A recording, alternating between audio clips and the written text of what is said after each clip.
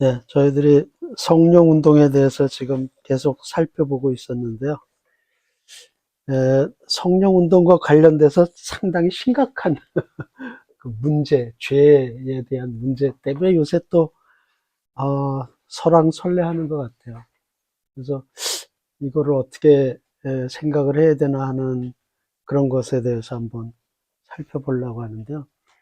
성령 모독죄 또는 성령 회방죄라고 하는 것이 이제 성경에 나오죠.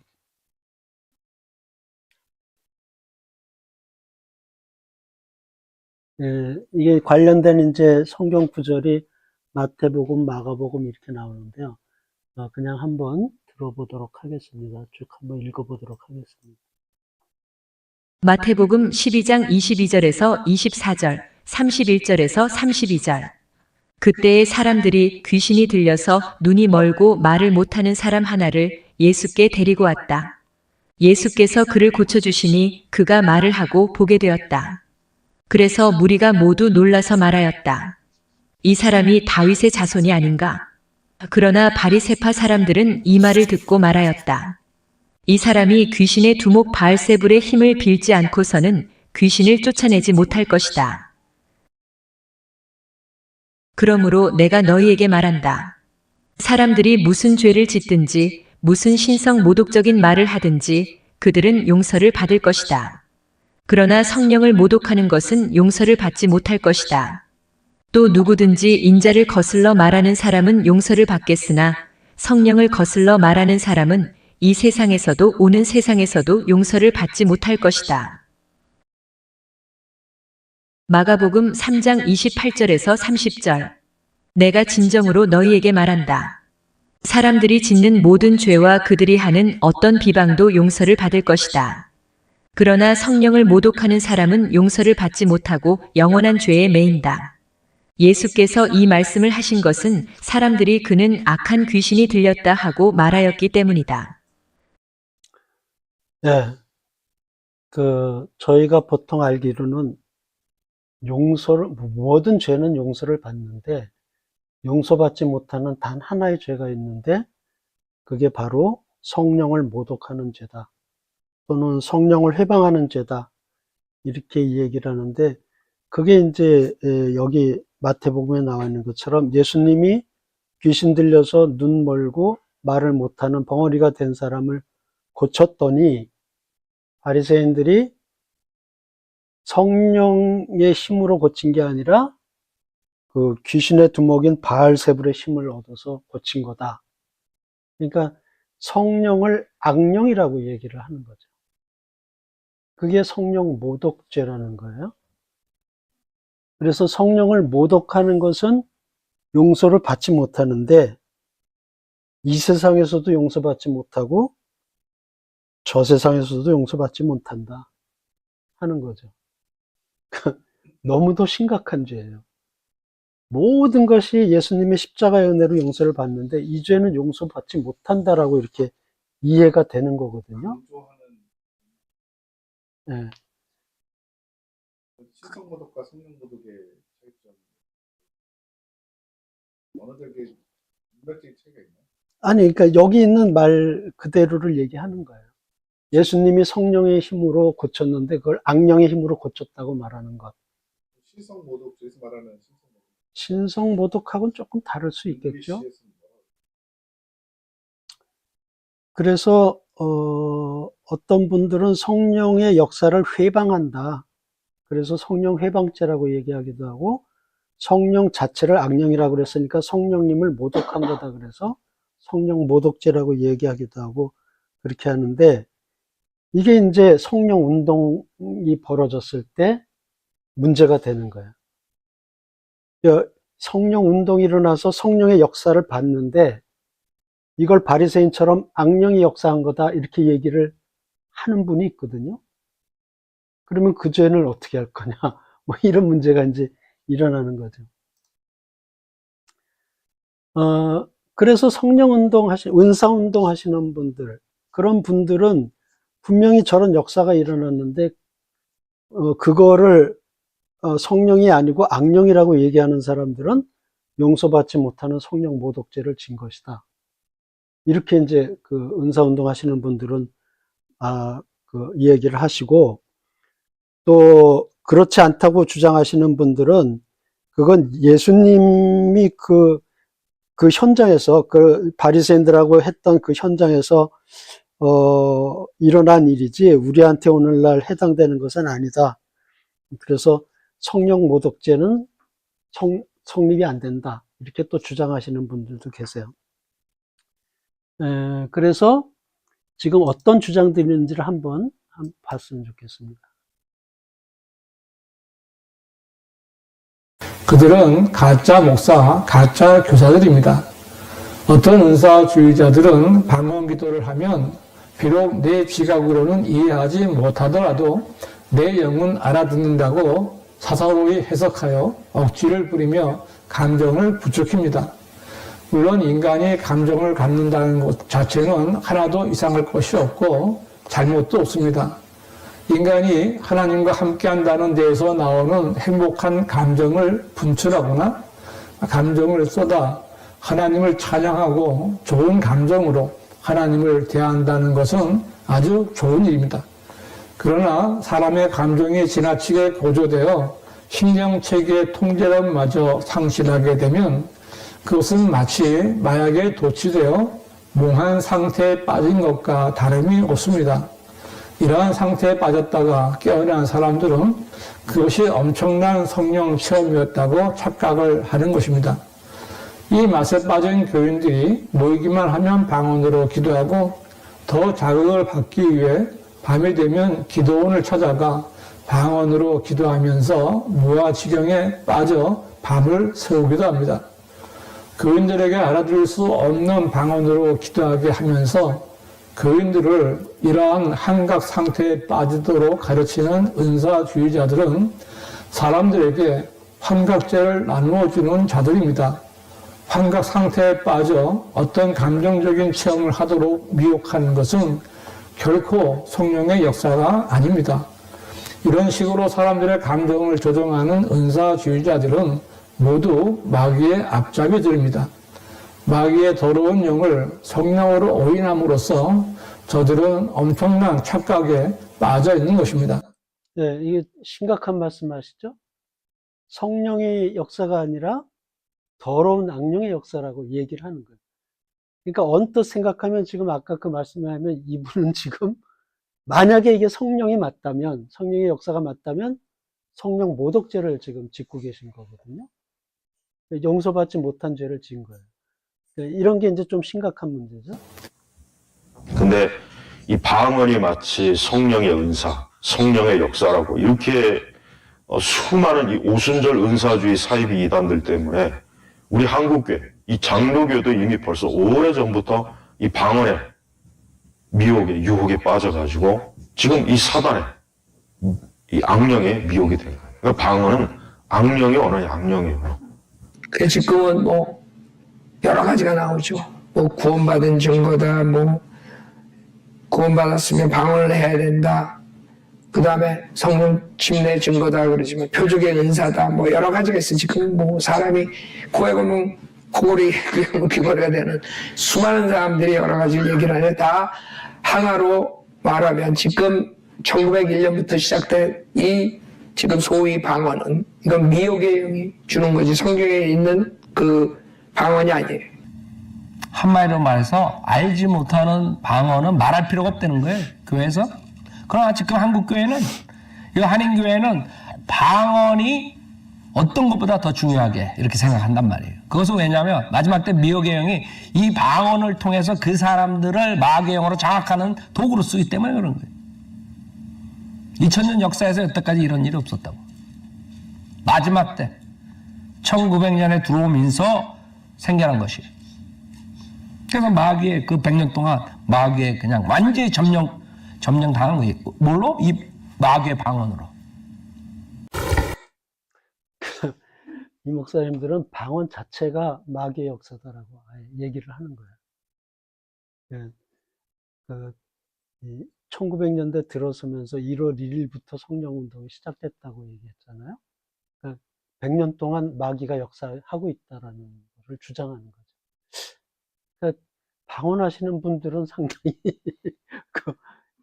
이런 이야기 들으면 충격받을 수도 있겠죠. 근데 이제 그렇지 않다라는 또 의견을 얘기를 할 수 있어요. 그 성령의 방언이라고 하는 것은 사람들이 지금에 와서 뭐라고 평가를 하느냐면 내가 알아들을 수 있는 말, 내가 아는 어느 나라 말이 아니기 때문에 이것은 언어가 아니다 라고 단정합니다. 근데 분명히 성경에서는 그의 사도들이 성령이 말하게 하심을 따라서 라고 이야기합니다. 그럼 여기에 덧붙입니다. 그 방언은 사도시대에 끝이 났다. 여러분, 전 세계에 방언으로 기도하는 사람이 꽤 있을 겁니다.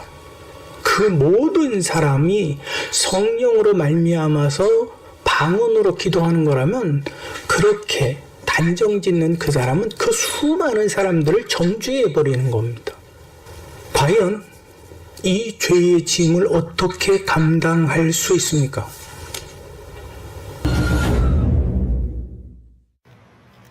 안녕하십니까. 김슬기 목사입니다. 사람의 모든 죄와 회방은 사심이 있지만 성령을 회방하고 거역하는 것은 용서받지 못할 죄입니다. 예수께서 눈 멀고 벙어리 된 자를 고쳐주시는 사역을 하시는데 바리새인은 이를 귀신의 능력을 힘입어 고친다고 주장하며 복음을 회방하고 예수가 그리스도이심을 증거하는 것을 방해하였습니다. 이때 예수께서 그들에게 하시는 말씀이 바로 성령 회방죄에 관한 말씀입니다. 그러므로 내가 너에게 이르노니 사람의 모든 죄와 모독은 사하심을 얻되 성령을 모독하는 것은 사하심을 얻지 못하겠고 또 누구든지 말로 인자를 거역하면 사하심을 얻되 누구든지 말로 성령을 거역하면 이 세상과 오는 세상에서도 사하심을 얻지 못하리라. 성령으로 사역하는 것을 이단이라 말하며 비방하는 자, 뜨거운 교회, 부르짖는 교회, 특히 은사 사역하는 교회들을 파헤치고 올감해서 결국은 이단으로 몰아세워 사역을 방해하고 교회 문을 닫게 하는 자들, 성령을 회방하는 이런 자들은 이 세상과 오는 세상에도 용서함이 없다고 하십니다. 말은 함부로 하는 것이 아닙니다.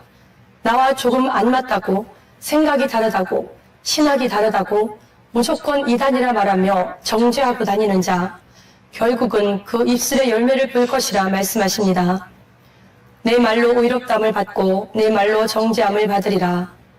그 정죄가 용서받지 못할 죄가 되어 나를 지옥으로 끌고 갈 성령 회방죄가 되어서는 안 될 것입니다. 우리는 재판자가 아닙니다. 조금 부족해도 성경의 본질적인 구원, 오직 예수 그리스도의 십자가로 인한 대속의 교리가 다르지 않다면 함부로 정죄해서는 안 됩니다. 우리 인간의 생각은 한계가 있습니다. 하나님의 역사는 우리의 생각으로 제한될 수 없습니다. 그래서 우리는 항상 조심해야 합니다. 모든 것을 다 허용하라는 건 아닙니다. 하지만 무분별한 이단 판별은 지양해야 합니다. 어머님, 우선 질문 있습니다. 오늘 저는 요요요에 답변해 주시면 감사하겠습니다. 첫 번째, 성령을 회방하는 죄란 무엇인가요? 너무너무 중요한 질문. 너무 중요하기 때문에 제가 이건 끝까지 좀 남겼어요. 네. 성령님을 회방하는 것에 대해서는 예수님께서 두 군데 말씀하셨어요. 마태복음 12장 그리고 마가복음 3장. 근데 먼저 마태복음 12장 24절부터 쭉 보게 되면 어떤 사건이 있냐면 예수님이 어떤 사람은 이제 고치셨어요. 그런데 바리새인들이 와가지고 예수님이 사탄의 힘으로 고치셨다고 하는 거예요. 예수님이 분명히 하셨는데 예수님이 하신 거를 사탄의 바알제불의 힘을 힘입어가지고 했다고.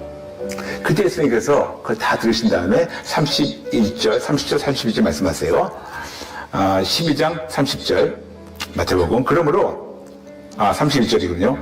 그러므로 내가 너희에게 이르노니 사람에 대한 모든 죄와 모독은 사하심을 얻되 성령을 모독하는 것은 사하심을 얻지 못하겠고 또 누구든지 말로 인자를 거역하면 사하심을 얻되 누구든지 말로 성령을 거역하면 이 세상과 오는 세상에서도 사하심을 얻지 못하리라. 아멘.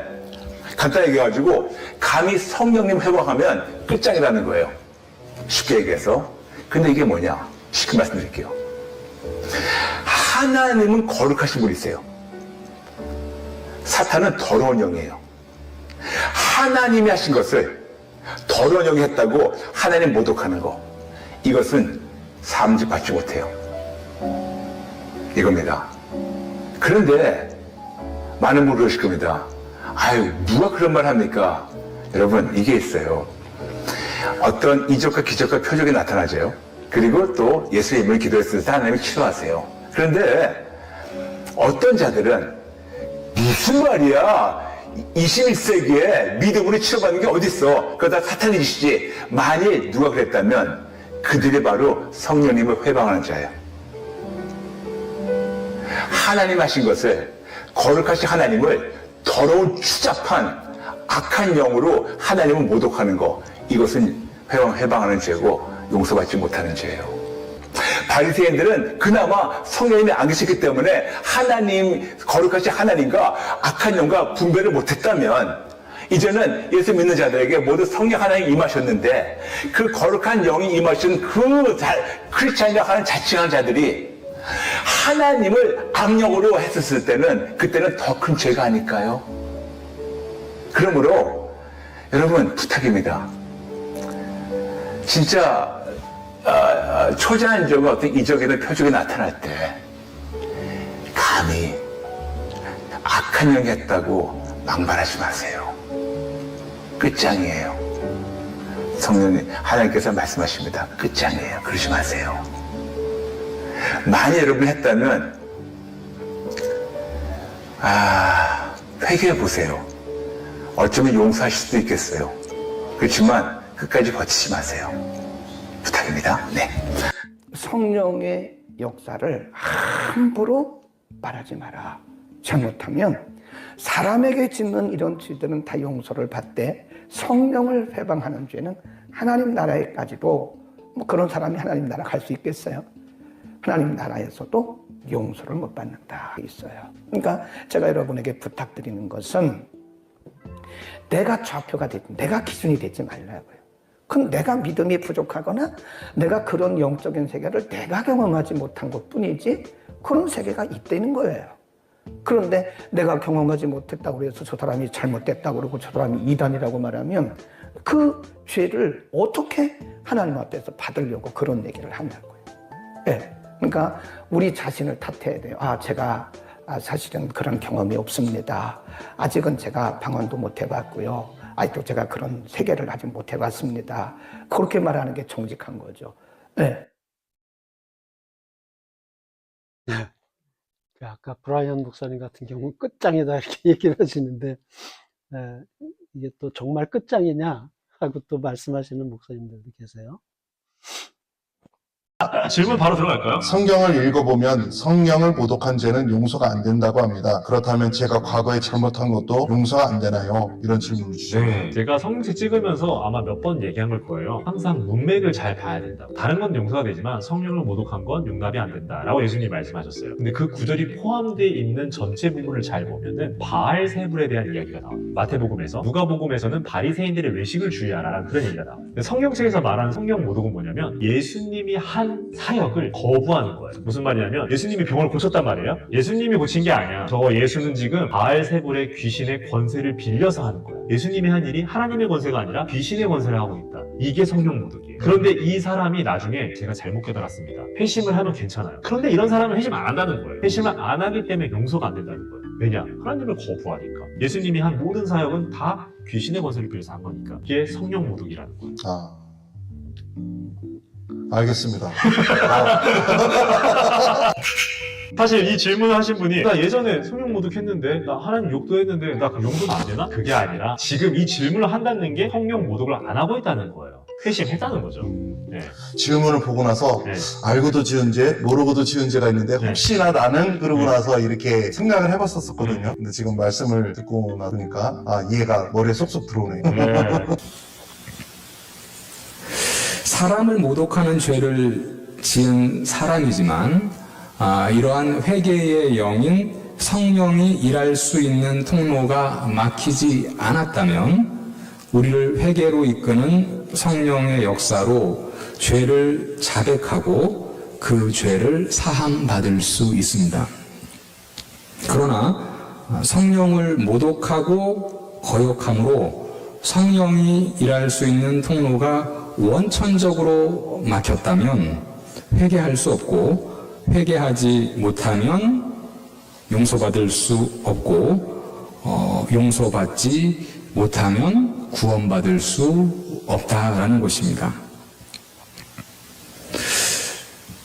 여기서 우리가 이제 사람에게 한 죄는 용서받을 수 있고, 성령을 거역한 죄, 성령을 모독한 죄는 용서받을 수 없다, 이렇게 말을 하고 있는데, 여기 성령을 모독한다라고 할 때 우리가 어떤 진행의 상을 좀 생각해 볼 필요가 있겠습니다. 그러니까 예를 들면 이전에 성령을 거역한 죄를 이제 뭐 일회적으로 지었습니다. 그런데 그 사람은 절대적으로 그 죄를 용서받을 수 없기 때문에 그 사람은 죄가 이제 남아있으면 우리는 구원받지 못하는 것이죠. 절대적으로 구원받을 수 없다 라는 그런 의미라기보다는요, 성령을 거역하는 상태가 지속적으로 되는 한 그 사람은 하나님 앞에서 회개하지 않기 때문에 하나님께 그 죄를 사하심을 받을 수 없다라는 것이죠. 그러니까 사람에게 지은 죄, 그리고 성령을 모독한 죄, 성령을 거역한 죄, 어떤 우리가 진행의 상을 생각해 볼 수 있다는 것입니다. 다시 말씀드리면요, 성령을 거역한 죄가 있는 사람이 그 이후에 깨닫고 나서 하나님 앞에 돌아오고 성령을 거역하는, 성령을 모독하는 그 상황을 멈추었다면 그 사람은 다시 하나님 앞에서 회개하고 용서받을 수 있다는 거죠. 그렇지만 성령을 거역하는 사람, 성령을 모독하는 상태가 지속되는 한 사람을 모독하는 것과는 조금 다른 것이 뭐냐면은, 사람을 모독하는 상태가 지속된다고 합시다. 그 상황에서는 성령께서 일하셔서 그 사람이 사람에게 한 죄, 모독하는 그 죄를 회개케 하시고 용서케 하실 수 있는 것이지만, 우리가 좀 전에 말씀을 봤듯이 바로 우리를 회개케 하는 영은 성령이시기 때문에 성령에게 모독하는 것, 성령을 거스리는 것이 계속되는 한 그 사람은 회개할 수 있는 길이 원천적으로 차단되었다는 것입니다. 그렇기 때문에 성령 모독죄, 우리가 예전에는 성령 회방죄는 오늘 말씀에서도 말하고 있듯이 사함을 받을 수 없는 죄다라는 것이죠.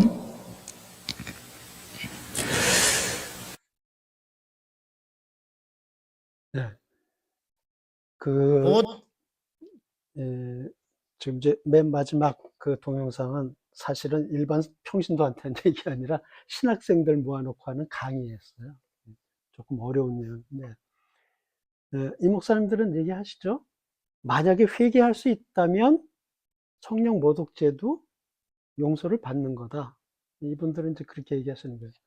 근데 그걸 뒤에 말씀하신 분은 그 성령을 거역하는 행위를 멈추지 않고 계속 하고 있으면 그건 계속 용서받지 못하는, 끝까지 가는 거고, 멈추고 회개했다면 그러면 그것도 용서를 받는 것이다. 이제 뒤에 목사님들은 이렇게 말씀하시는 거죠. 근데 이제 여기 지금 박한수 목사님이라고 또 하시는 분은 성령 모독죄가 교회 안에서 일어날 때의 모양을 또 얘기하세요. 이제 어떤 모양으로 나온지.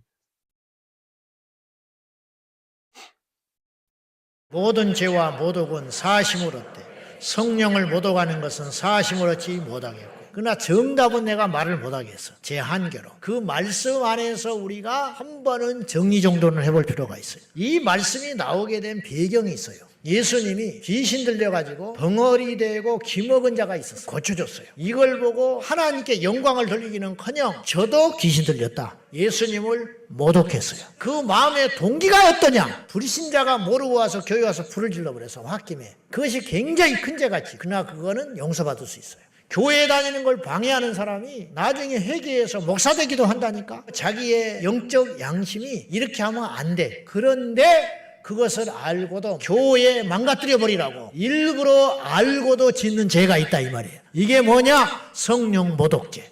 성령 모독죄는 목사들이 제일 많이 지어요. 그 다음에 장로님들이 짓는 거예요. 그 다음에 안수집사 권사들이 짓는 거예요.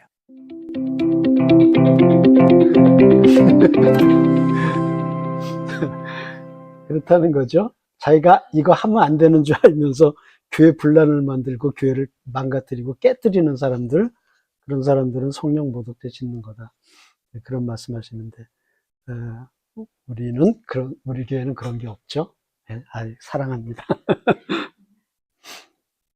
그래서 헷갈리는 거예요. 앞에 말씀하셨던 목사님처럼 지금 방언이니 뭐니 이런 은사운동에서 일어나는 모든 게 이게 악령이다. 이렇게 얘기를 하는 분도 있고, 또 우리가 앞에서 동영상 같은 것도 봤지만, 저걸 과연 성령님이 저렇게 하신다고 생각할 수가 있겠나? 이런 좀 의심이 드는 그런 현장도 우리가 봤고, 그래서 헷갈리는 거죠. 또 성경에 보면은 악령도 비슷한 일을 할 수 있다라고 분명히 또 써 있고, 그러니까 우리가 잘 모르는 상태에 이런 은사주의 운동의 현장을 봤을 때 성령께서 역사하시는 거냐 아니면 악령이 역사하는 거냐, 우리는 참 알기가 어렵다는 거죠. 그래서 용서받지 못하는 죄를 졌다, 이렇게 반대하는 사람들은 이야기를 들을 수도 있고, 그렇지 않은 사람들은 또 다른 이야기를 할 수 있는 거예요. 그러니까 어느 말이 맞는 거냐 우리가 판단하기 어렵다는 거죠. 그래서 우리가 잘 모르면 그냥 아무 말도 안 하는 게 낫다, 그 얘기예요. 제 얘기는 모르면 가만히 있자. 모르면서 아는 척하고 이걸 악령이다 그러면 용서받지 못하는 끝장나는 죄를 짓는 수도 있고, 또 성령이야 무조건 그러고 쫓아다니면 이건 또 뭐 잘못 엇나갈 수도 있고 이단으로 빠질 수도 있고. 그러니까 있는 현상은 우리가 현상이 있다는 것은 인정을 하되, 어느 것이 맞는지는 함부로 판단하지 않았으면 좋겠다. 은사운동이라는 게 아무 말 안 하는 게 나을 것 같다, 이런 생각이 드는 거죠. 나중에 이제 정말 자기가 분별력을 얻게 돼서 판단을 할 수 있다면 그때 가서 할 수 있을지 모르겠지만, 그렇지 않은 한에는 함부로 이야기 안 하는 게 좋겠다, 이런 생각을 이제 제가 하고 있는 거죠. 근데 그게 사실 결과로만 놓고 보면 우리 같은 일반 사람들이 판별하기는 쉽진 않잖아요. 그렇죠. 그러니까 그 초자연적인 현상들에 대해서 판단하기가, 예를 들면 정말 성령님의 은사로 이루어진 건지 악령이 움직여서 된 것인 결과는 알 수 없지만, 지난주에 말씀하셨던 것처럼 이런 은사의 기본은 그 사랑이 없으면 의미가 없다고 말씀하셨던 것처럼, 악령이 이렇게 바알세불의 힘이 작용을 하거나 그랬다면 저 악령의 움직이는 그거는 사랑의 마음으로 악령이 움직이지는 않았을 거라 생각이 들거든요. 그러면은 악령이 원하는 거는 사실 굉장히 부정적이고 방해하고 분리시키고, 보통 우리가 해서는 안 된다고 생각하는 뭐 시기, 질투, 미움 뭐 이런 것들을 움직이기 위해서 사용하는 그런 힘이라고 저는 생각을 하거든요. 그럼 결과적으로 봤을 때 어떤 병 치유함을 받았다든지 방언의 은사를 받았다고 했을 때 그 보여지는 현상만 가지고 우리가 판단하기 쉽진 않지만, 아까 목사님도 말씀하신 것처럼 그 마음의 동기가 무엇인지, 그 정말 그 사람을 궁휼함으로 사랑으로 이렇게 하는 행위인지 아닌지를 보면, 그 순간에는 판단하기 힘들어도 어떤 시간을 놓고 보면은 악령의 힘은 항상 그 선하고 좋은 것으로는 결과를 이끌어내지 않으니까, 그렇겠죠. 그걸로 조금 판단하고. 그렇죠. 그래서 이제 어느 분들은 열매를 보면 안다, 이렇게 얘기를 하잖아요. 그래서 막 그냥 은혜가 넘치고 그랬던 것 같은데 몇 년 지나고 보니까 완전 이단으로 변해버리든지, 그 공동체를 통해서 가정이 깨지고, 뭐, 분란이 일어나고, 사람들의 인생이 망가지고, 이런 결과들이 나타나는 걸 보면, 저게 성령의 역사는 아니었나 보다, 이런 생각을 저희가 하잖아요. 근데 그거를 당장 우리가 이제 그 현장에서는 알기가 어렵다는 거죠. 그래서 앞에 목사님들처럼 무조건 악령의 역사에 이러고 몰아붙였다가는 또 안 될 수 있고, 또 지금 보편적으로 교회에서 모두 그 방언이나 이런 신유 같은 은사들은 일반 정통 교회에서도 현재 진행이 되고 있잖아요. 많이 있고, 방언하시는 분들 많이 있고. 그러니까 함부로 얘기할 수는 없을 것 같다는 거예요. 그래서 이제 마지막 동영상이 그 이제 우리가 전에 봤던 그 배동만 교수가 하는 거. 그분은 이제 완전히 어떻게 보면 객관적인 입장에서만 말씀하세요. 그 역사적인 얘기만 하시니까 이게 잘못됐다 안 됐다 이렇게 얘기를 절대 안 하시고 그 흐름 자체가 어땠다 이런 걸 말씀하시는데 그냥 가장 객관적인 것 같아요. 그분의 입장이. 그래서 그냥 정리하는 그 의미로 그분의 이게 이제 이분도 그 뇌며 연구원에서 그 신학 강좌를 하시던 내용인데 길지는 않습니다. 그래서 이걸로 정리를 하면 좋지 않을까 싶습니다.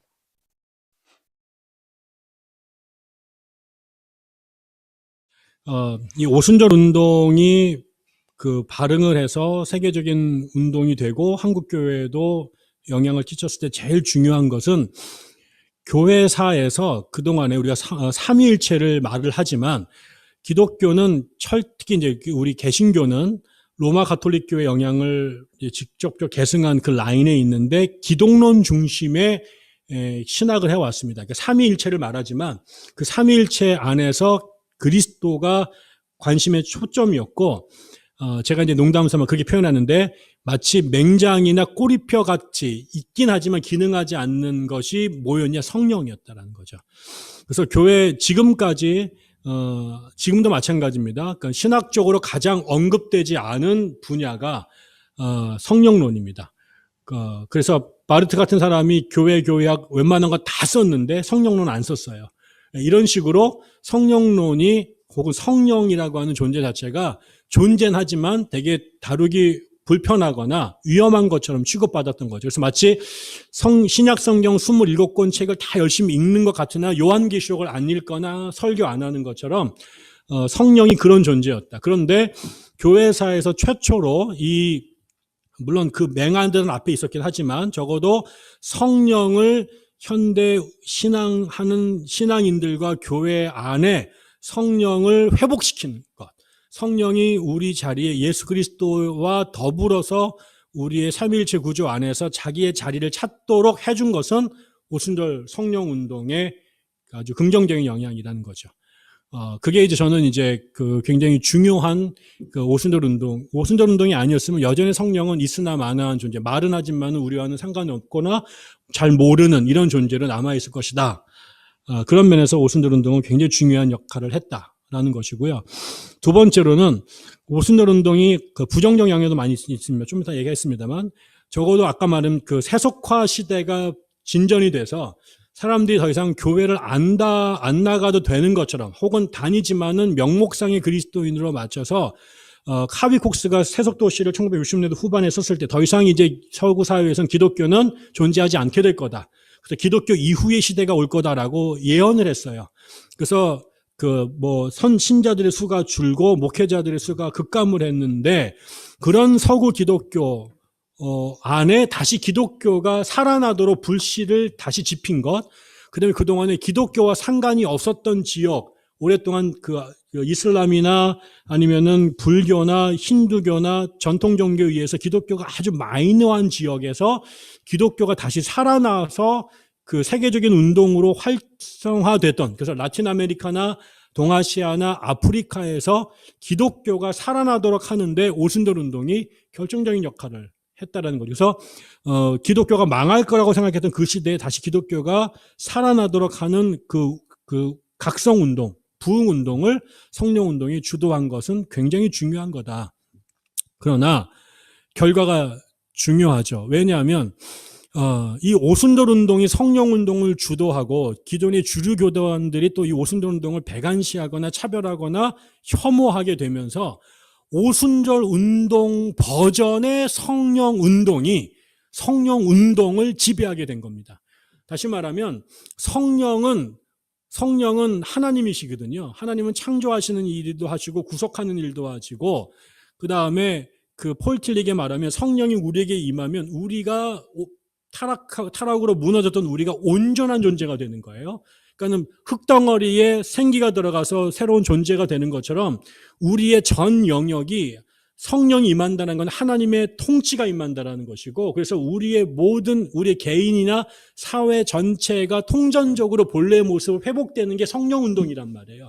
그 성령운동, 우리 안에 성령의 은사도 있지만 성령의 열매라고 하는 윤리 도덕적 측면도 있는 것이고, 나만 변화되는 게 아니라 교회와 사회의 구조도 그렇게 건강을 회복하는 것처럼, 우리가 그래서 이사야서 11장에 사자와 어린 양이 함께 뛰노는 그것의 전제가 뭐냐? 성령이 임하는 거예요.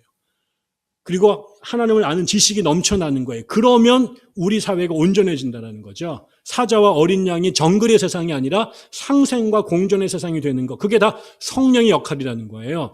그런데 오순절 운동이 은사주의 운동으로 강조점을 둔 운동이다 보니 이 사람들이 교회를 일깨우는 데는 큰 역할을 했으나, 그래서 방언하고 신유하고 입신하고 축기하고 이것이 은사주의 운동의 트레이드 마크인데, 그게 곧 성령 운동인 것처럼, 이것이 성령 운동의 전부인 것처럼 도배를 해버린 거예요. 그래서 성령 운동을 마치 그런 신비주의 운동으로 오해하거나, 그다음에 다른 우리의 성결 운동이나 사회 개혁 운동이나 환경 운동이나 생명 운동 전체가 다 성령 운동인데, 이런 것들은 성령 운동에서 배제돼 버린 거죠.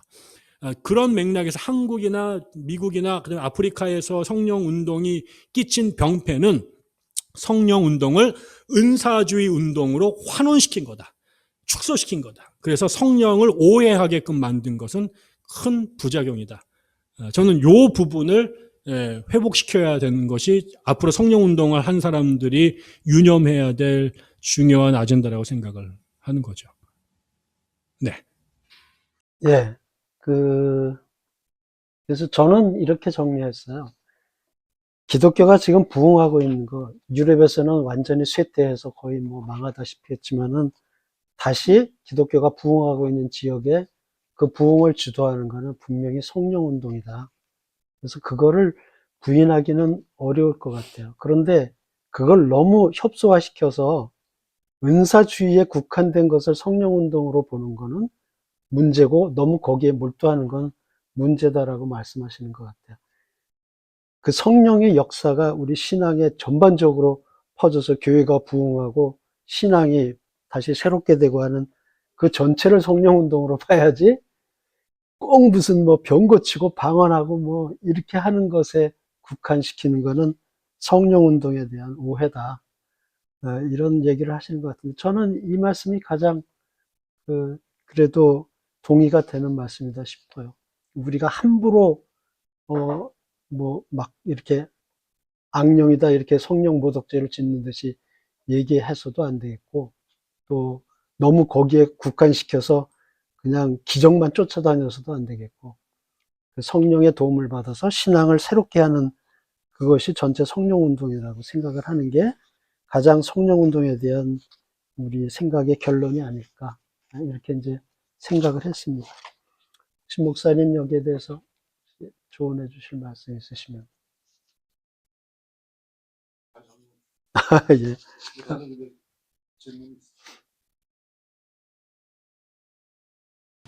아까 저기 비디오에서 생각나는 게, 알아듣지 못하는 방언은 그 악령의 힘이 작용한 적이라고 말씀하신 목사님 있었던 것 같은데, 사실 세계에 우리가 모르는 언어가 되게 많은데, 그거는 그러니까 우리가 이게 러시아어다, 일본어다, 특별해서 특정 언어 빼고는 이게 어느 나라란 말인지를 전혀 알 수가 없고, 심지어는 어떤 부족만이 쓰는 언어도 있는데, 그거는 어떻게 알고?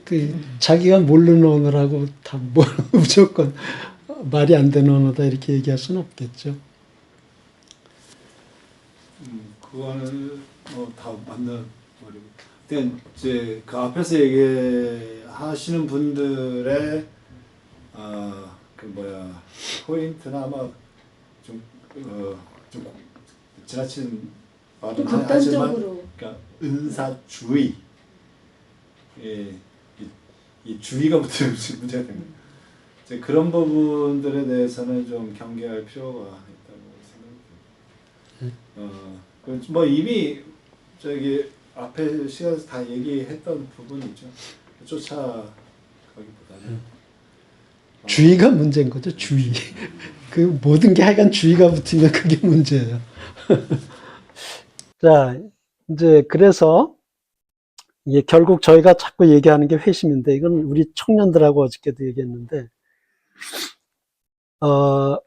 이제 우리는 아니겠지만 우리 아이들 세대를 보게 되면 이제 이런 문제가 있는 경우가 있어요. 믿는 건지 안 믿는 건지 애매한 상태예요. 내가 확실히 구원받을 만한 믿음을 가진 건지 아닌지. 네, 그런데 그러한 상황을 잘 보여주는 게 이 마가복음 9장에 나오는 귀신 들린 아이와 그 아버지의 상황이에요. 믿고 싶은데 믿어지지 않는 거죠. 자유의지에서 내가 교회 나가기로 결정했고 예배 드리기로 결정했고 믿기로 결정했어요. 또 심지어 세례까지 받을 결정까지 하고 세례도 받았어. 그런데 정말 솔직히 자기 마음을 들여다봤을 때 내가 정말 믿고 있는지를 확신을 못하는 거예요. 이런 상태에 있는 교인들이 제가 알기로는 무지무지하게 많아요. 교회 예배 빠지면 뭔가 교통사고 날 것 같은 기분은 들어. 하나님한테 한 대 맞을 것 같은 기분은 드는데, 그런데 정말 하나님이 계셔서 내가 한 대 얻어 맞을까 하니까 의심스러워. 좀 애매하죠. 회심의 경계선상이라고 저는 불렀는데, 이제 이 아버지의 말을 한번 보세요. 네가 믿느냐 그랬더니 이 사람이 하는 말이 내가 믿나이다 그래요. 그런데 그 다음에 무슨 말을 곧 이어서 하냐면 나의 믿음 없는 것을 도와주소서. 또 믿음이 없대요, 자기가. 그러니까 믿는다고 얘기하면서 나 믿음 없으니까 도와주십시오. 이렇게 또 얘기를 하거든요. 그래서 저는 이제 이렇게 이제 해석하시는 분들이 있어요. 내가 믿나이다라는 거는 정말 자기가 믿는 게 아니라는 거예요. 나는 정말 믿고 싶다라는 그 고백이라는 거죠. 그리고 나의 믿음 없는 것을 도와주셔서 그런 거는 내가 믿는지 안 믿는지 경계선에 있는데 나를 믿음의 자리로 넘어갈 수 있도록 도와달라고 하는 그러한 간절한 도움의 요청이라는 거예요. 그게 이제 믿음은 우리가 앞에서 쭉 봤지만 저절로 믿는 게 아니라 성령께서 우리한테 오셔서 우리를 그 회심하게 만들어 주셨을 때 우리가 정말 믿음을 갖게 되는데 그거는 어쩌면 우리의 신비한 경험이기 때문에 설명하기 어려운, 설명할 수 없는 믿음이다. 이제 그런 이야기를 했었는데요. 어쨌든 나를 그러한 믿음의 상태로 만들어 주십시오 하는 그런 요청이라는 거죠. 그러니까 이분이 지금 있는 상태가 그 애매한 경계선상이에요. 회심이냐 아니냐, 믿느냐 안 믿느냐. 근데 이런 경계선상에 있는 우리 교인들이 많다는 거죠. 저 개인적으로도 그 상태에 있었던 시기가 꽤 오래돼요. 그래서 이제 이건 뭐 다 아시겠지만 그래도 이 상황이 어떤 상황인지를 동영상으로 한번 보겠습니다. 이게 그 필름은 없어서 애니메이션을 제가 가지고 왔는데요. 다 아시겠지만 상황을 한번 보겠습니다.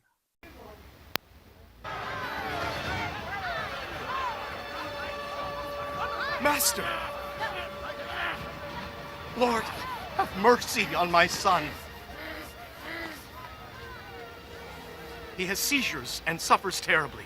He often falls into the fire or into the water. So I brought him to your disciples, but they couldn't heal him.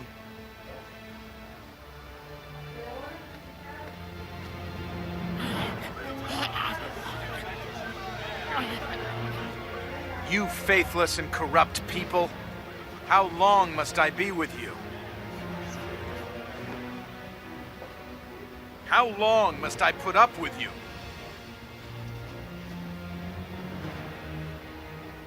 Bring the boy here to me. I've never seen Jesus so angry with his disciples.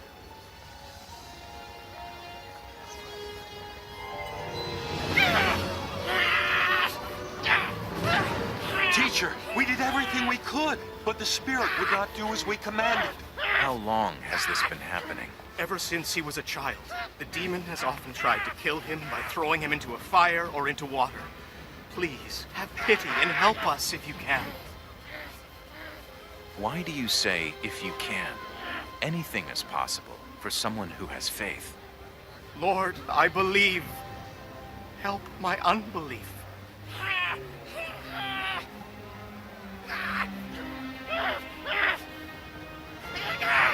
I order you to come out of the boy!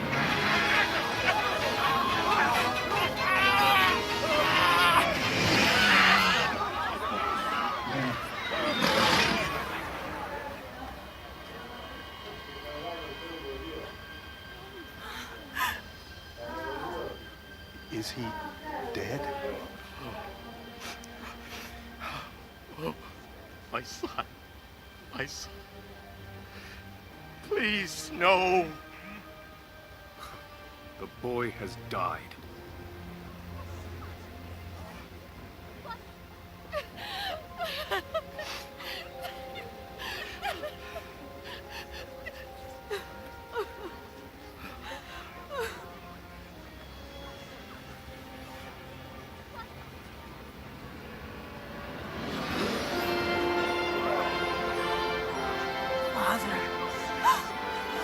My son!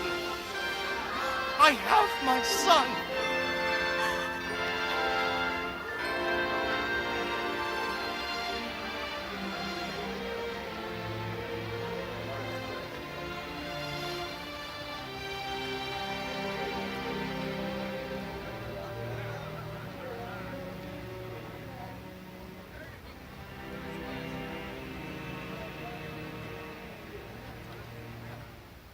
네, 잘 아시는 대목이죠.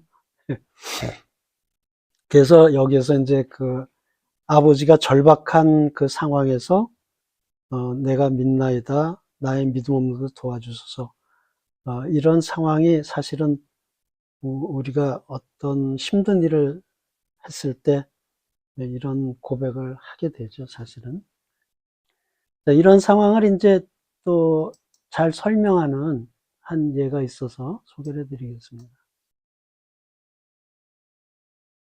영국 옥스포드 대학의 알리스터 맥그레스 교수는 그의 저서 생명으로 인도하는 다리에서 C.S. 루이스에게 전도받은 바나우켄이라는 학생에 대해 소개했습니다. 바나우켄은 예일 대학과 옥스포드 대학에서 영문학을 공부하는 학생이었습니다. 그는 1951년 봄 옥스포드 대학에서 루이스를 통해 신앙을 가지게 되었습니다. 그러나 그는 다음과 같은 문제를 가지고 있었습니다. 바나우켄은 그의 글에서 신앙의 도약 단계에서 대다수가 거치는 갈등을 잘 표현하고 있습니다. 기독교는 그럴듯하게 들리며 진리일 것 같은 느낌을 준다. 그러나 그럴듯하다는 것과 증명된 것 사이에는 차이가 있다. 그렇다면 어떻게 이 간격을 메울 수 있을까? 어떻게 하면 그 간격을 넘을 수 있을까? 부활하신 그리스도에게 전 생애를 걸기 위해서 나는 증거가 필요했다. 확실성을 원했다. 나는 하나님을 두 눈으로 보기 원했다. 나는 하늘 위에 유황불로 쓰인 계시라도 보길 원했다. 그러나 나는 아무것도 확인할 수 없었다. 여기서 나는 하나님을 받아들일지 거부할지에 대한 질문을 하지 않을 수 없었다. 앞에는 하나님 쪽의 절벽이, 그리고 내 뒤에도 반대의 절벽이 놓여 있었다. 아마 어떤 쪽으로 뛴다고 해도 끔찍한 도박이다. 그러나 하나님을 거부하는 쪽으로 뛴다면 어떻게 될까? 그리스도가 하나님임을 확실히 증명할 길은 없는 것 같다. 그러나 그리스도가 하나님이 아님을 증명할 길도 없다. 나는 예수를 확실히 믿을 수는 없지만 그렇다고 그냥 부정할 수도 없는 것 같다.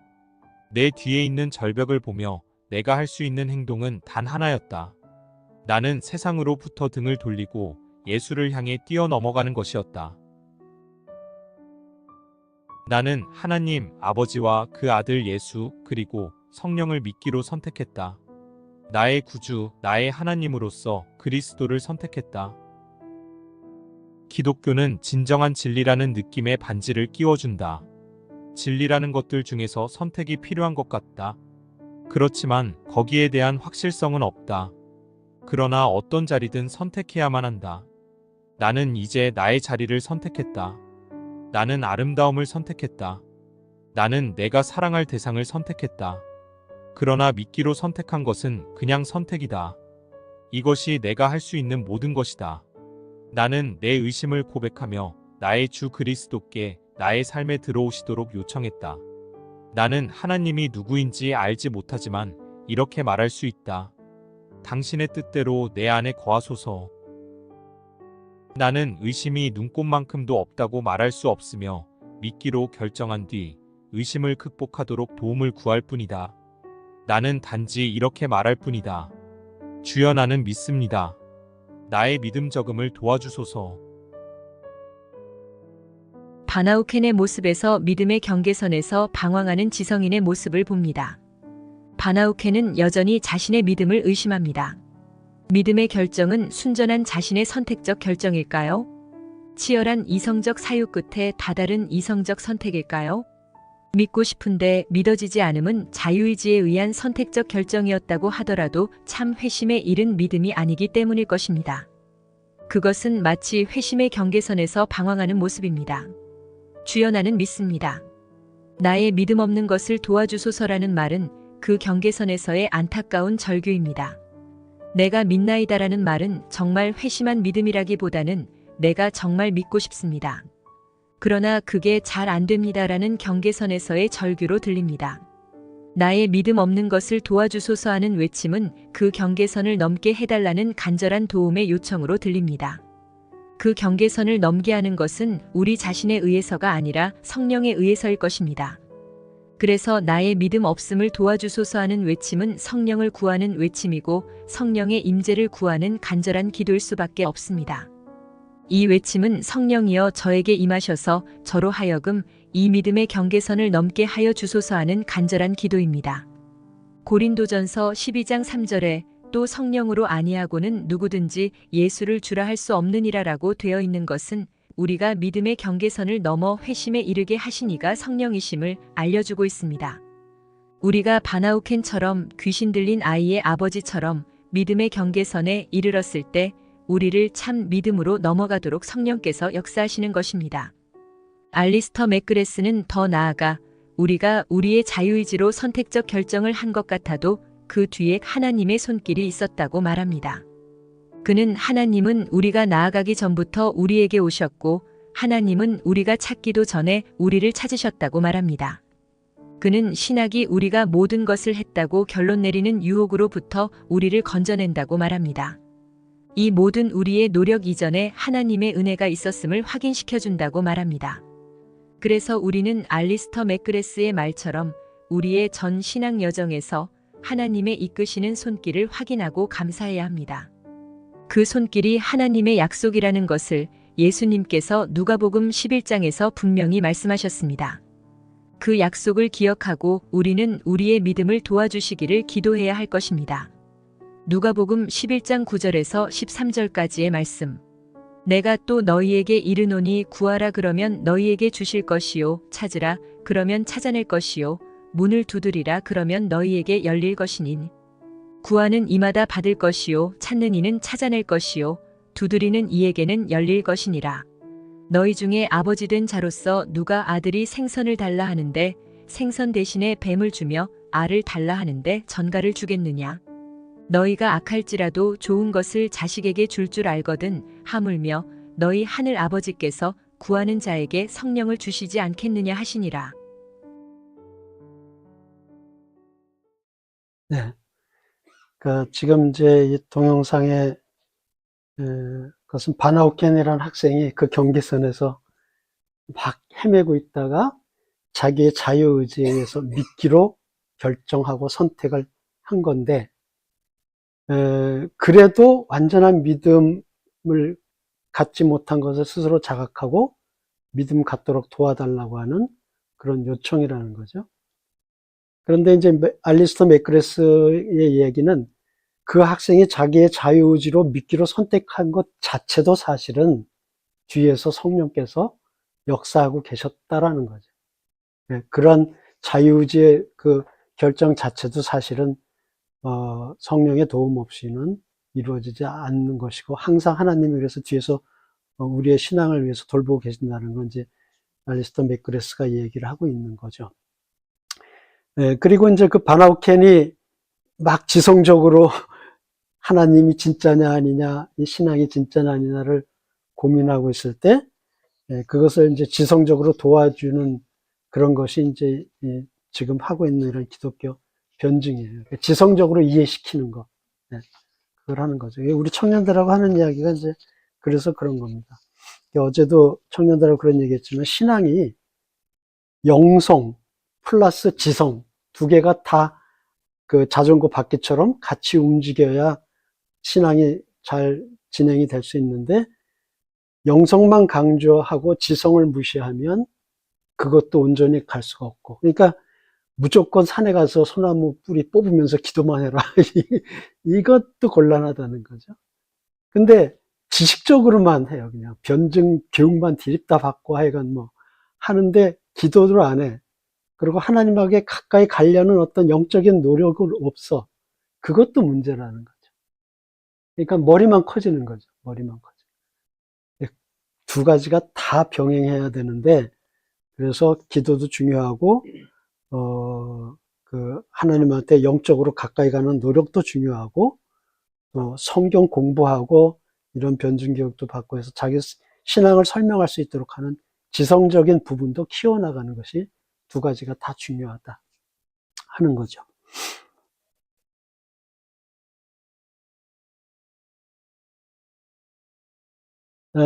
그래서 이제 아까 그 얘기 한 거예요. 그 마지막 구절에 성경 구절이 이거죠. 누가복음. 뭐 구하라, 두드려라, 열릴 것이다 다 얘기했는데, 이게 세상 걸 구하는 게 아니라 맨 마지막의 결론이 성령을 주시지 않겠느냐. 그러니까 모든 게 성령을 구하는 기도예요. 두드리는 것도 성령을 달라고 문을 두드리는 거고, 요구하는 것도 다 성령을 위한 거죠. 성령이 오시면 이제 우리가 믿음을 갖게 되고 회심하게 되는데, 개인적인 차이가 있을 수 있다는 거죠. 어떤 사람은 어렸을 때 올 수도 있고, 어떤 사람은 다 늙어서 올 수도 있고, 그거는 그 사람의 상황에 따라서 하나님이 결정하시는 거니까, 단 꼭 해야 될 것은 기도하는 거, 성령을 구하는 거. 성령이 오셔서 회심했다면 그 다음에 계속 충만한 상태가 유지될 수 있도록 성령 충만을 구하는 기도. 그걸 이제 우리가 꼭 해야 된다는 거죠. 그래서 어제 청년들한테도 얘기했는데, 자기가 회심했는지 아닌지 사실 분간이 잘 안 되는 상태일 거예요. 많은 청년들이. 그렇다면 기도해라. 왜냐하면 이건 약속이니까, 하나님이 하신 약속이니까 어길 리가 없다, 하나님이. 그러니까 자기가 확실한 믿음에 아직 들어가지 못한 것 같으면 그 믿음을 달라고 기도해라. 그러면 성령이 꼭 오실 거고, 꼭 회심을 할 거고, 꼭 참믿음으로 들어갈 수 있다. 그거를 믿으면 좀 늦든지 좀 이르든지 그건 큰 상관이 없으니까 꼭 기도하자. 그게 이제 우리 청년들하고 어저께 했던 이야기예요. 근데 그 마지막 표현을 보면 성령을 주시지 않겠냐라고 표현이 되어 있는데, 그러면은 그 홀리 스피릿은 belong to God인가요? 그건 이제 삼위일체 하나님.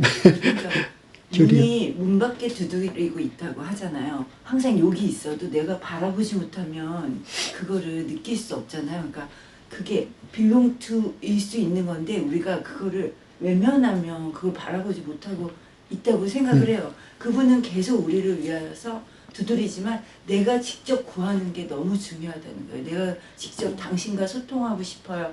당신을 알고 싶어요. 이런 마음으로 기도를 하게 되면 바로 문 뒤에서 두드리고 있을 때 만나 주시는 그런. 말 뜻은 알겠는데, 준다는 의미는 사실은 내 소유이기 때문에 주는 거잖아요. 남의 것을 내가 너한테 줄게 이러시는 그건 준다라는 표현이 그런 거지. 사실은 성령도 하나님이시고 예수님도 성자도 하나님이시고 성부도 하나님이시고 다 같은 하나님이시잖아요. 단지 우리가 위격이라고 얘기하는데 위격이 다른 모양일 뿐인 거지. 그러니까 여기서 준다라고 표현을 한 거지만 사실은 신학적으로 얘기하면 발한다 이렇게 표현하는 게 맞죠. 느끼게 한다. 발현. 네, 발현한다. 지금 질문은 발현. 초대 교회사에서 엄청난 논쟁이 있어요. 그렇죠.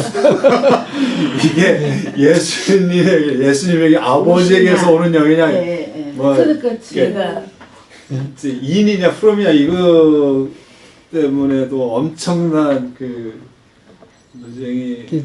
삼일체 교리가 금방 초대부터 된 게 아니라 어마어마한 싸움 속에서 지금 어마어마한 질문을 하신 거예요. 결론도 없는 거잖아요. 결론이 없는 게 아니죠. 이제 발현이라는 거죠. 발현. 빛으로 드러나는. 발현이란 말 자체를 제가 몰라서 부르는 건 아니고 그 발현이 어디로부터 왔느냐 목사님 말씀하신 것처럼 근원적인 질문을 하는 거죠 사실은. 그 부분은 어느 부분은 이 부분에 대해서는 성경 왜냐하면 이런 질문이 나오는 게 성경 안에서 이런 얘기도 이런 입장의 말씀도 있고 이 입장의 말씀도 있기 때문에 그 부분에 대해서는 이제 뭐 종교 사적으로 정리를 하면 이제 정리가 된 건 이제 그런 많은 논쟁 가운데 삼위일체 그래서 이제 삼위일체라는 게 없잖아요 성경 안에. 근데 이제 이런 질문들이 나오는 거죠. 이제 이런 말씀 때문에. 예수님이 보내겠다고 했어요. 그러면은 이건 예수님에게 또 빌롱된 거냐 이런 얘기도 나올 수 있잖아요. 근데 이런 논쟁 때문에 정리되고 말씀 해석에서 나온 게 이제 삼위일체 교리인 거죠. 그래서 이제 정리된 거는 솔직하게 저도 잘 명확하게 여러분 뭐 삼위일체 교리에 대해서 가르치고 저기를 해야 되지만 제가 그 부분에 대해서 다 설명할 수도 없고요. 저도 어느 부분은 신비. 그런데 이제 일반적으로 성부 하나님, 성자 하나님, 성령 하나님이 그 본질과 속성에서는 동일하시지만 그분의 자리는 다르다.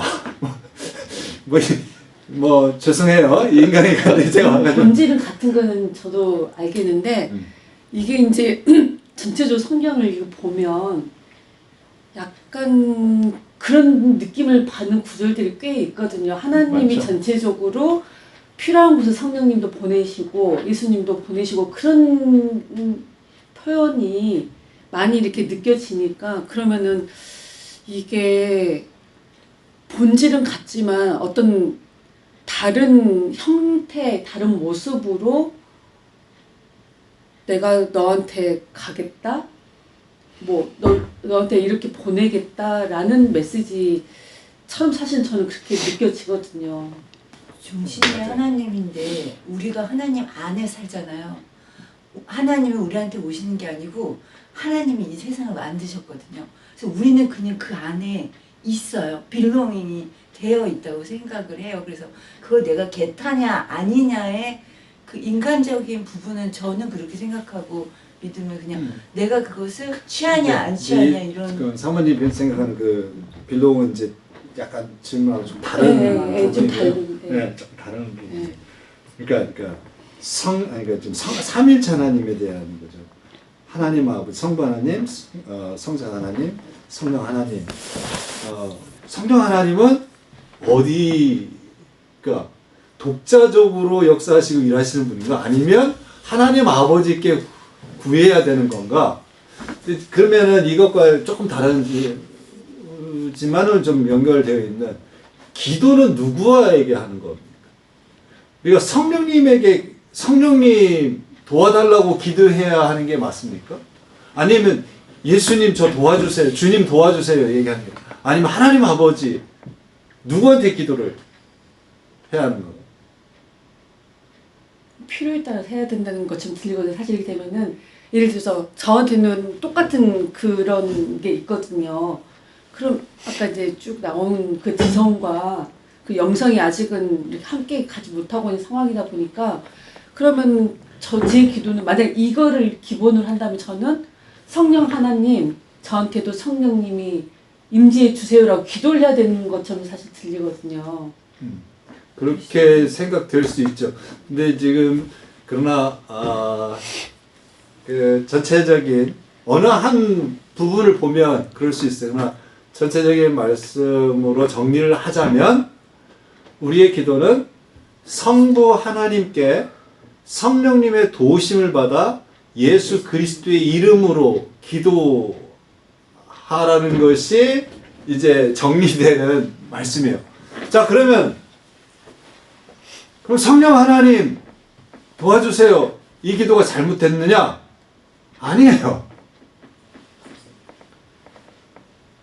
그러니까 원칙은 그거예요. 성부 하나님에게 성령님의 도우심 가운데 예수 그리스도의 이름으로 기도를 하는 거죠.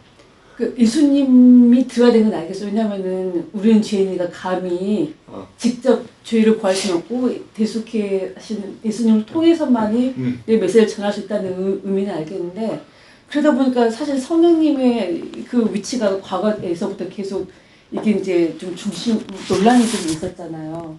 이 성령 하나님이 정말로 그 하나님 성부 하나님 아버지하고 일체냐, 아니면 제가 느끼는 것처럼 약간 어떤 한 전체 성부의 하나님의 한 일부분으로서 이렇게 작용을 하는 것이냐라는 그런 조금 일부분은 아니냐면 본질과 속성에서 동등되신 분이기 때문에 부분이라기보다는 역할이 다르다라고. 근데 이 말도 역할이 다르다는 말도 좀 잘못 이해하면 또 잘 달릴 수 있는데 다른 모습. 그 말도 정확하지 않아요. 그렇게 이해시키려고 하는데 그것도 정확하지 않고. 근데 그러면 왜 아까 이제 기도 부분에 대해서 왜 그럼 성령, 그러니까 예수님은 분명히 알겠다 그러셨잖아요. 그것은 이제 그 분명히 알겠다고 하는 이유도 이제 성경 말씀에 예수 그리스도가 아니고서는 통하지 않을 수 없다고 하셨으니까. 그러니까 예수 그리스도의 그 죄사함에 이거 없이는 갈 수 없으니까. 그런데 왜 성령 이제 성령 기도할 때 왜 성령이 들어가냐면 그것 또한 성경에 있는 말씀 때문에 그런 거예요. 성령이 아니고서는 우리가 하나님 아버지 뜻 안에서 온전히 기도를 드릴 수가 없기 때문에. 그러니까 우리에게 기도라는 것이 하나님과의 교통과 이 하나님 앞에 상달되기 위해서는 하나님 뜻 안에서 드려지는 기도여야 되는 건데, 이것을 알고 인도하시는 분이 또 성령님이라는 거죠. 로마서 8장에 있는 것처럼. 그러니까 우리가 기도할 때에 성령 하나님께서 우리를 도와주시고 그 뜻 가운데를 인도해 주심이 있어야 되는 거죠. 네. 그러니까 이제 조금 자리가 다르죠. 예수님의 자리, 성령 하나님의 자리, 성부 하나님. 제가 느끼는 거는 그러니까 일체라는 게 정말 사람 몸처럼 하나라기보다는, 그러니까 목사님 말씀하신 본질적으로는 같다라는 거는 제가 맥락은 이해해서, 이게 만약에 사람의 몸의 기관처럼 분리가 되는 개념이라면 사실 그게 좀 되게 이상하게 들리거든요. 그래서 그게 사람의 몸으로 비유되는 게 저는 좀 적절하지 않다는 생각이 들어요. 왜냐하면 동일하니까. 왜냐하면 인간의 몸으로 오신 게 예수님이시기 때문에 사실은 그런 면에서 보면 하나님과 예수님은 같다라고 표현하기도 힘든 게 육신의 몸을 입고 안 입고의 차이가 있는 거니까. 그런 면에서 본질은 같지만 다른 형태의 모습으로 존재하는 세 개의 다른 부분이라고 이해를 할 수도 있는데, 근데 전체적으로 내용을 보면 예수님도 하나님을 보내셨잖아요. 독생자, 내 아들을 보냈고, 지금 여기 표현에서도 보면은 구하면은 하나님께서 성령을 보내주시지 않겠냐라고 표현도 하시고, 그렇게 봤을 때 그냥 제가 받은 느낌은 전체적으로 다 통과를 하는 거는 성부 하나님이신데, 이게 이제 각각의 어떤 상황에 따라서 성령님이 하셔야 될 역할에 대해서 필요한 부분에서는 성령님을 보내고, 그런 느낌을 사실 저는 받거든요. 그 이해도 나쁘진 않은 것 같아요.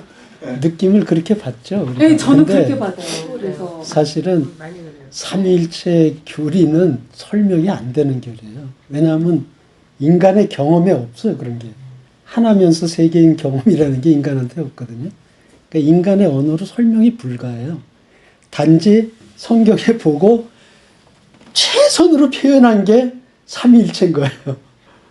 그 이상 이해가 안 돼, 인간의 경험으로는. 이게 이제 성경이 말씀을 기록을 해놓은 건데, 그러면 그 기록이라는 게 듣고 이제 기록을 한 거다 보니까 사실 주시겠다는 표현도 인간이 그냥 만들었다고 생각하지는 않거든요.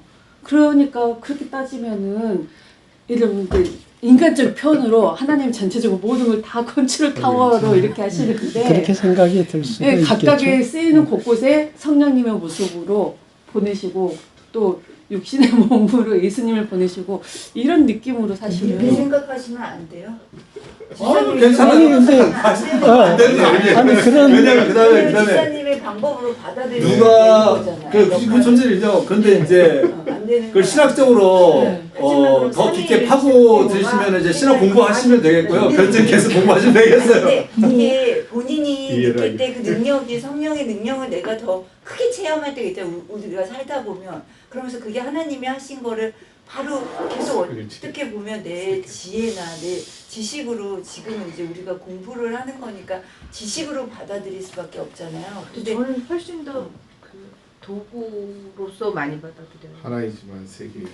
이제 이 말씀도 있지만 요한복음에서는 예수님께서 성령을 보내시겠다고 말씀하시거든요. 그러니까 이게 또 누가복음에서 말씀하시는 거나 요한복음에서 말씀하시는 건 또 다른 부분이 있는 거죠.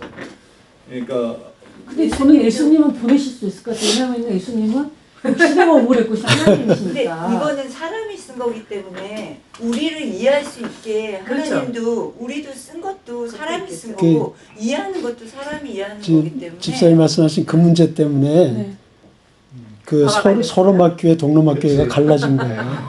필리오피 논쟁이라고 그래서 성령이 성부한테서만 오느냐, 성부와 성자에게서 오느냐, 그거 가지고 싸웠잖아요. 단어를 우리가 히브리어나 헬라어로 공부를 해야 되는.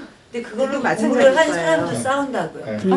공부한 사람들이 싸운 거야? 공부한 사람들이 싸운 거야? 공부 안 하면 안 써. 근데 이제 그게 왜 그러냐면은, 예를 들어서 그 믿는 게 회심을 하는 거는 정말 초인간적인 힘으로, 성령님의 은사로 정말 뭐 갑자기 깨닫는 사람들도 있지만, 저처럼 머리로, 지혜로, 지식으로 먼저 다가가는 사람도 있기 때문에 사실은 그런 사람들은 공부를 계속 할 수밖에 없는 것 같아요. 알아가고. 솔직히 여기서 그래요.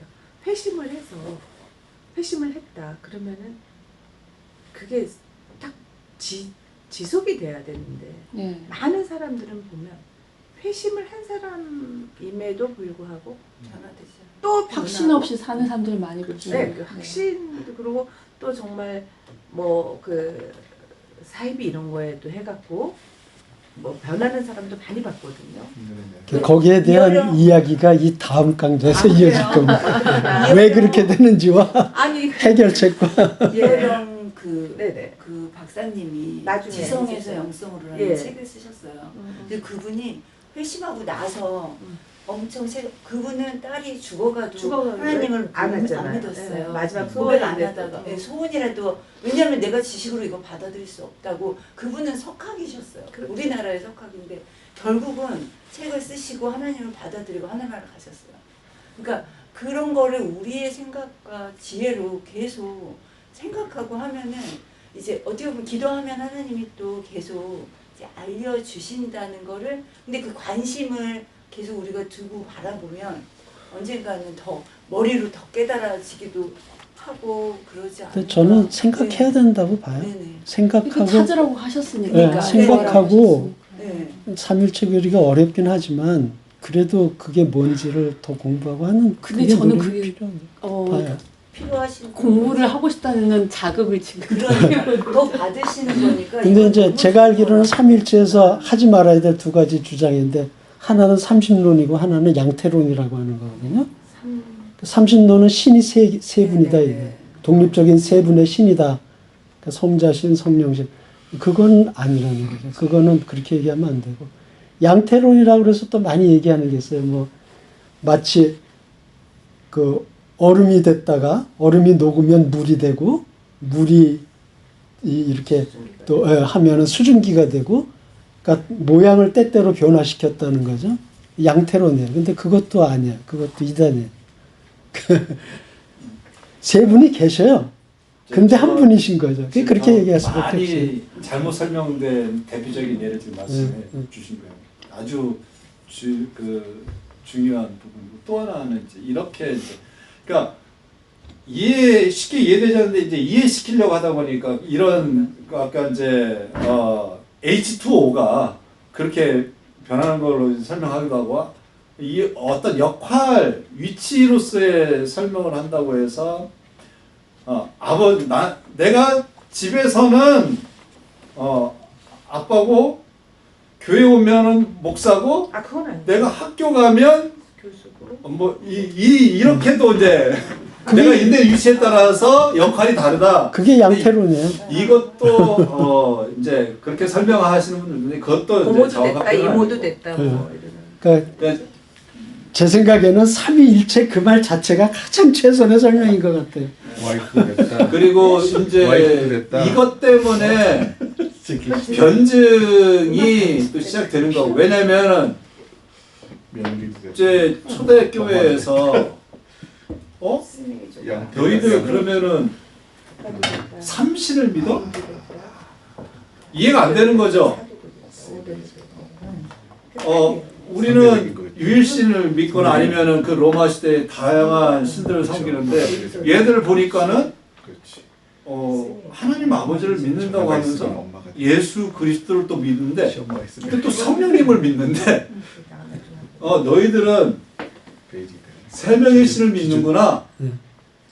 그러니까 우리가 지금 고백한 사도신경이나 이 변증이 우리 선전해야지 해서 이렇게 만들어지는 게 아니라 그런 의문을 가지고 이제 기독교를 오해하니까 그 오해하는 사람들에게 설명을 아니 기독교는 그런 게 아니야 우리가 믿는 건 그런 게 아니야 하면서 나오는 것이 사도신경이고 이제 변증이고 이제 신학이 거죠. 근데 우리가 이제 뭐 이건 차치하고 기억해야 될 것은 중생에 대해서 얘기할 때 본어의 개념에 대해서 얘기할 때 예수님이 분명히 뭐라고 말씀하셨냐면 너희가 물과 성령으로 거듭나지 아니하고는 그러니까 중생을 물과 성령으로 거듭나야 된다. 그래서 청년들하고 뭐 맥도날드에서 이제 뭐 중생 얘기 나와서 그 좀 나눴는데 그럼 물은 뭐고 성령은 무엇입니까? 여러분들은 어떻게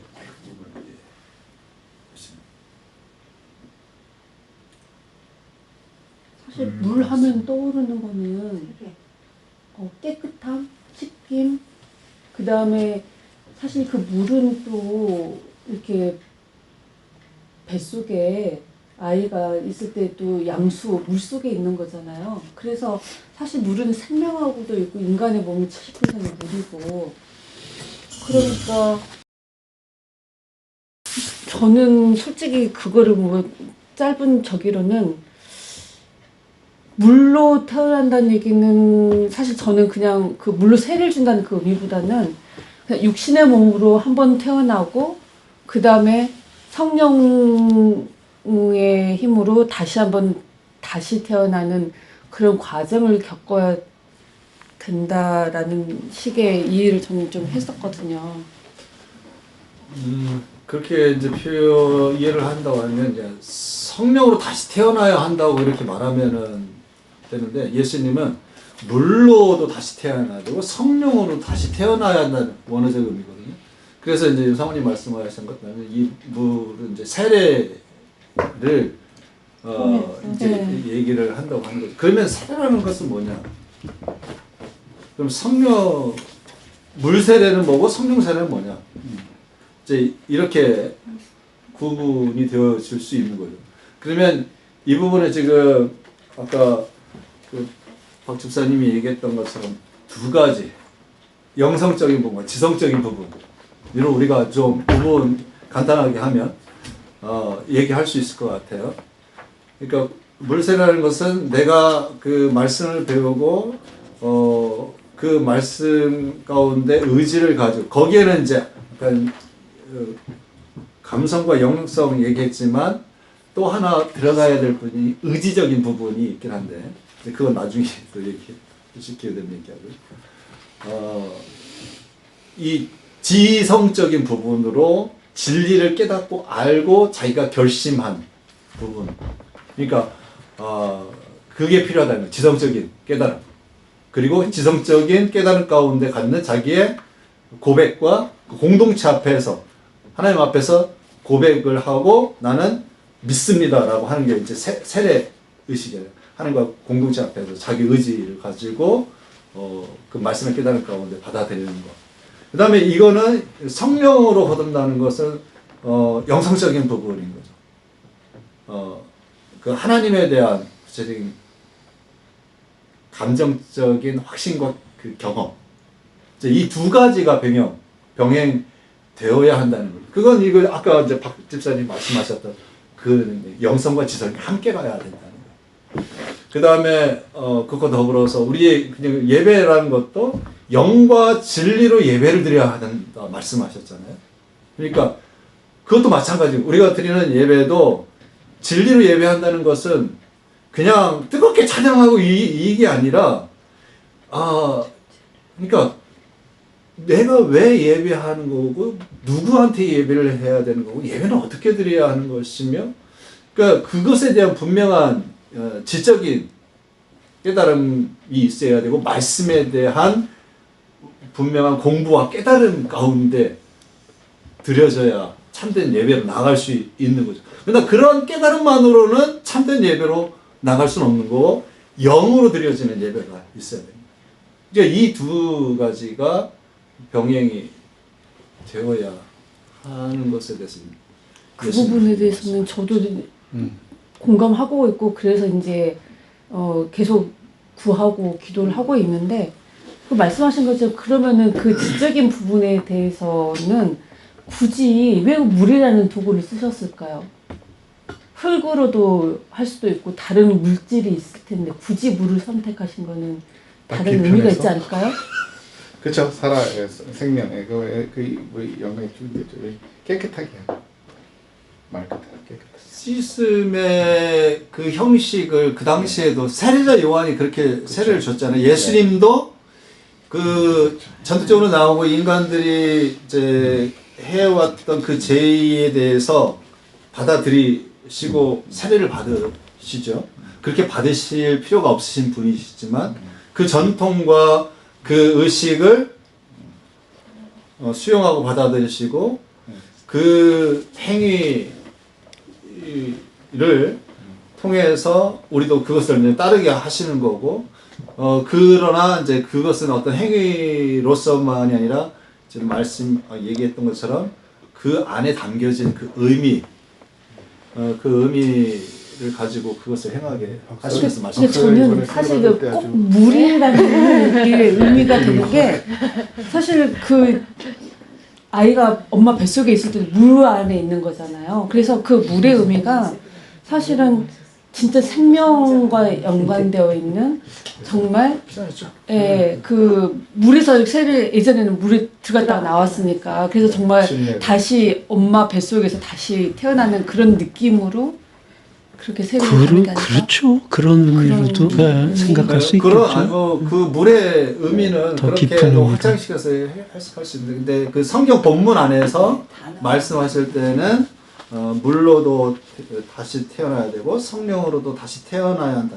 이렇게 이제 말씀을 하신 거니까. 씻는 목적의 의미도 저도 원래 그래서 지금 우리가 단어가 중요해요. 우리가 하는 세례식이 아니라 원래는 침례 훅 들어갔다 나오잖아요. 그때 여러 가지 의미가 있는데 또 하나의 의미는 거의 숨을 많이 참잖아요. 들어갔다가 나오면서. 그래서 어떤 데서는 거의 죽다 살아나는 그렇죠. 그런 의미까지도 생각하는 경우도 있어서 실제적으로 어느 옛날 중세 시대 때는 상대적으로 좀 오래 목에 머리를 누르고 있나요? 목 속에서? 거의 한 30초 내지 1분 이상 어이구 내가 죽을 뻔했다 이 정도까지 이렇게 해서 숨을 새로운 그 의미가 어떤 이제 환경이 있다고 하더라고요. 그 세례 의식에 있어서 가장 중요한 것은 그 중생을 표현하는 것은 물에 들어가다는 거, 죽음을 얘기하는 거, 다시 나오는, 다시 태어남을 얘기를 하거든요. 그러니까 물은 이제 그런 의미도 이번 세례부터 네, 시간이 많이 없어가지고 박집사님 정리의 말씀 해주시고 들어갔다가 아주 그 심오한 삼위일체에 대한 결의까지 나와서 그런데 삼위일체 설명하기 어려운데요. 우리 물질 세계에서 비슷한 걸 볼 수 있는 예가 있어요. 그 양자역학에 보면은 그 소립자 하나가 동시에 두 군데 존재하는 현상이 일어나요. 그 이제 슬립 통과하는 실험이라고 그러는데 전자를 하나 쏘잖아요. 그러면 벽에 하여간 전자가 통과한 결과가 벽의 스크린에 나타나는데 그 결과를 보면 전자가 두 구멍을 동시에 통과해요. 있을 수가 없죠. 전자, 일렉트론, 알갱이 하나가 동시에 두 군데 있을 수가 없어요. 그런데 결과는 그렇게 나타나요. 희한하죠. 네. 근데 이제 관찰을 하면은 다시 한 구멍만 통과하는 이런 현상이 양자역학에 일어나는데 확인을 했어요. 과학자들이 분명하게 실험이 나타나니까 설명을 못해요. 이해를 못해. 왜 한 알갱이가 동시에 두 군데에 존재하지? 이해를 아직도 못해요. 양자역학을 이해할 수 있는 사람은 세상에 하나도 없다고 아직도 얘기해요. 단 확인은 했어. 현상이 있다는 걸. 그리고 그 현상을 이용까지 해요. 과학에 이용하고 우리 실생활에 이용까지 하는데 설명은 못해.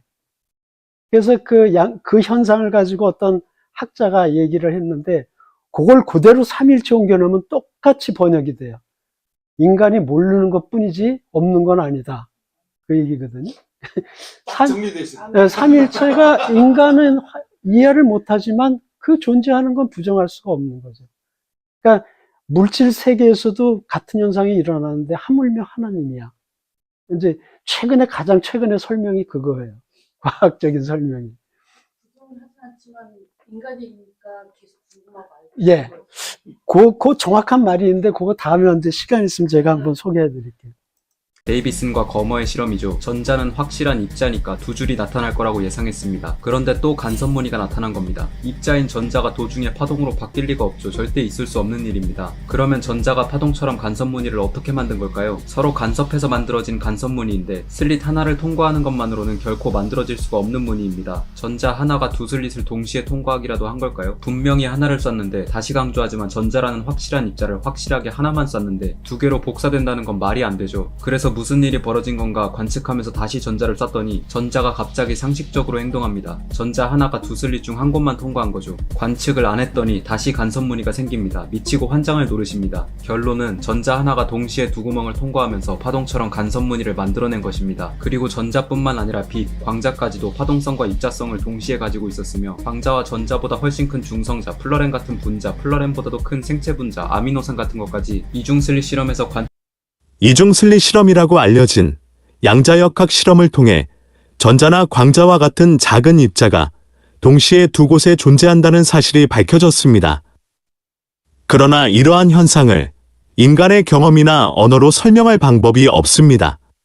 현상은 확인을 했고 그 현상을 이용까지 하지만 왜 그런지를 아는 사람은 없습니다. 저명한 미국의 이론 물리학자인 리처드 파인먼은 그래서 다음과 같은 말을 했습니다. 이 세상에서 양자역학을 완벽히 이해한 사람은 단 한 명도 없다. 양자역학을 태동시킨 덴마크의 이론 물리학자인 닐스 보어는 다음과 같은 말을 했습니다. 오로지 문제는 인간에게 있다. 인간이 이해하지 못한다는 것만이 문제고 전자가 동시에 두 개의 구멍을 지나간다는 이 상황을 설명할 언어가 없다는 것이 문제고 이런 개념과 경험이 없다는 것만이 문제일 뿐 우주에는 아무런 문제가 없다. 닐스 보어의 이 말은 신비에 해당하는 삼위일체의 하나님에게도 동일하게 적용할 수 있는 말입니다. 오로지 문제는 인간에게 있다. 하나님이 삼위를 지니신 한 분이라는 것을 인간이 이해하지 못하는 것이 문제고 삼위일체라는 개념과 경험이 인간에게 없다는 것이 문제일 뿐 하나님에게는 아무런 문제가 없다. 그렇습니다. 하나님께서 만드신 세상의 물질인 전자조차 하나이면서 동시에 두 곳에 존재할 수 있는데 하물며 세상을 만드신 하나님이 한 분이면서 동시에 세 위격을 가지신 다른 것을 누가 부정할 수 있겠습니까? 우리의 하나님은 성부, 성자, 성령의 삼위이시면서 한 분 하나님이신 삼위일체 하나님이십니다. 그래서 이게 우리가 이제 자녀들을 마지막 결론으로 자녀들의 회심을 위해서 기도를 해야 된다라는 게 이제 그거죠. 본인도 기도를 해야 되지만 자녀를 위해서는 우리가 부모가 기도를 해야 된다 하는 거죠. 성령께서 우리 아이한테 가능한 한 빨리 임하셔서 우리 아이가 정말 회심을 하고 믿음을 가지고 자라날 수 있도록 그렇게 해달라는 기도가 부모의 의무 중에 하나가 될 수밖에 없다 하는 거죠. 그래서 부모의 역할이 중요하다. 이 회심을 위해서 아이들을 위해서 기도하는 게 중요하다. 물론 자기를 위해서도 중요하지만 아까 이제 우리 김자 사모님 예수님이 밖에서 문 두드리고 계신다는데 유명한 그림이 있어요. 예수님이 밖에 서서 문 두드리고. 근데 그 그림에 없는 게 있어요. 문에. 문고리가 없어요. 그 그림. 그러니까 열고 못 들어가신다는 거죠. 안에서 열어주셔야 들어간다는 거죠. 예, 그것에 그래서 이제 아이가 문을 열 수 있도록 하기 위해서 우리가 교육을 시키고 성경 공부도 시키고 교회도 데려가고 자꾸 이런 교육도 시키고 그러는 건데, 예, 그래서 아이가 자기 마음으로 문고리를 안에서 열고 여는 순간 회심의 순간이 온다는 거죠.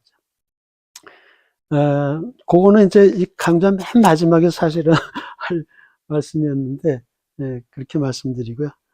네, 그래서 여기까지 오늘 일단은 그 성령의 운동에 대한 거는 종료를 하고, 제가 한국에 갔다 오기 때문에 2주는 쉬겠습니다. 그리고 그 다음에, 네, 다시 시작하는 걸로 그렇게 하도록 하겠습니다. 뭐, 다른 질문사항 있으시면.